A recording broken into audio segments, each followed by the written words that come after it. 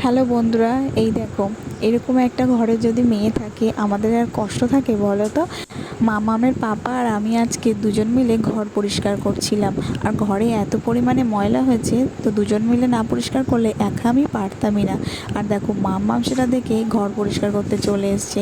ও পারুক আর না পারুক, দেখো কতটা পরিমাণে চেষ্টা করছে।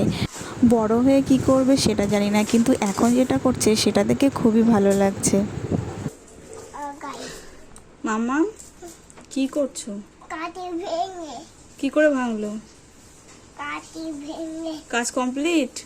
না দুধ এখনো কমপ্লিট হয়নি কাজ? না দুধ। আমার এই পাকা বুড়ির এত পাকা পাকা কথা শুনলে তোমাদের মন ভরে যাবে। আজকে ছোট্ট একটা ঘটনা তোমাদের সঙ্গে শেয়ার করি। যেহেতু আমরা ঘরদোর পরিষ্কার করছি, তার জন্য ফ্যান বন্ধ করা আছে। আর মাম্মামের পাপা ঘেমে পুরো স্নান করে গেছে। সেটা মাম্মাম দেখে বলছে, মা পাপা ঘেমে চপ।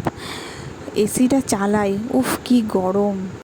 অথচ আমাদের ঘরে কিন্তু এসি নেই। তাহলে ভাবতে পারছো এই পাকা বুড়ির পাকা পাকা কথা।